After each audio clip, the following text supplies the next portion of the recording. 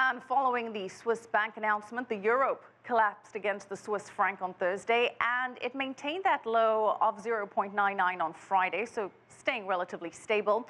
But the euro also continued to extend losses against the US dollar, hitting an 11-year low of $1.16. So what does all of this mean for export markets? Well, joining us is Jeffrey Borneman. He's the founder and CIO of Rampart Portfolio Partners, and he is also the author of the forthcoming book, Surviving the Pivot, The Cold Equations of Crisis Investing. Good to have you on the show.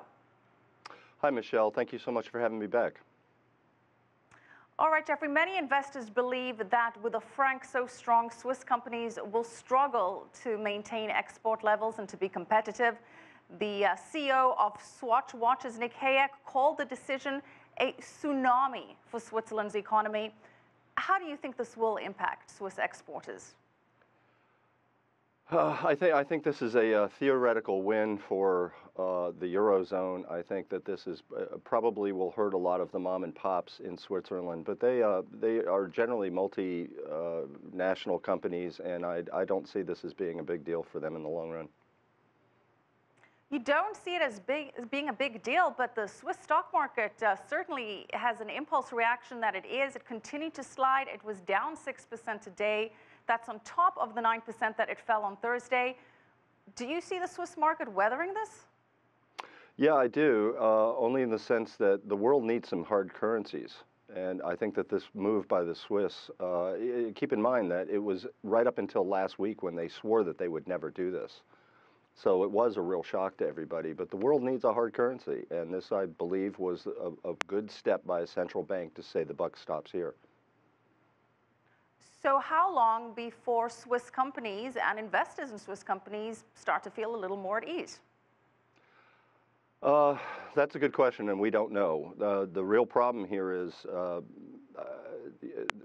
this is all precipitated by a lack of demand, and that we have to look at it that way.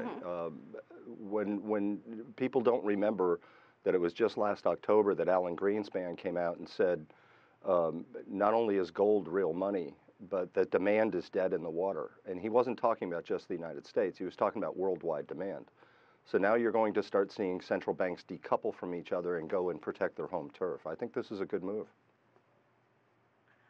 All right, well, before we focus on that, let's stick to Switzerland, and the economic projections are being slashed. UBS is predicting the Swiss economy will expand by just 0.5% in 2015. That's down from an earlier projection of 1.8%.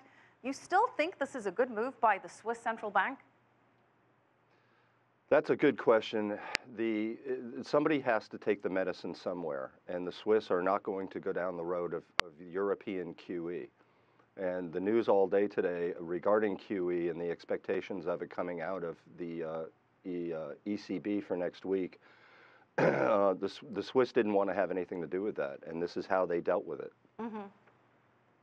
Well, the Swiss certainly seem to be betting that the ECB will definitely go ahead with the quantitative easing program and purchase sovereign bonds, either at the meeting next week or soon in the future, and of course that will devalue the euro further. So, Jeff, that means Eurozone exporters just got a lot more competitive. Do you agree? Are they going to see a boost from this? Yeah, but then again, it's a theoretical win. Eurozone exporters will be able to sell what they sell at a lesser price, but what are they selling, and who are they selling to? Demand across the board is, as Greenspan said, dead in the water. So there are a lot of things that Europe and the Eurozone make very well, and the things that will survive are the things that will make other companies money. So if you need a valve, or you need a compressor or a pump that is of European standard, sure, those companies will do really, really well. But on general, I really don't know where the lack of demand is going to take them. Well, you know, Jeffrey, the markets, again, thinking otherwise. The German DAX, the French CAC, both up 2% on the news yesterday. They were continued up over 1% today. And the thinking seems to be that the falling euro will help exporters. Contrary to Greenspan's comments, are there certain products, certain industries that you think will benefit from this? Yeah, I can think of the I can think of airplanes and cars and trucks that would benefit from this the most. Yes.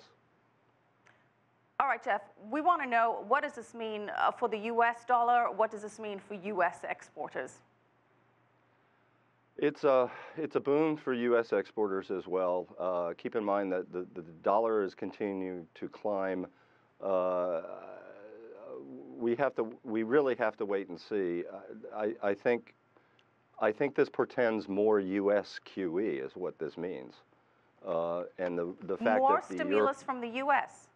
Yeah, and I predicted that last year. As soon as they started talking about taking the QE down at 10 billion a month, I said, you know, this is we had the $1.1 trillion budget, the first one last year, and I said that's a shot in the arm for the election. So QE4, Jeff, you're seeing a Yes. QE4 on the horizon.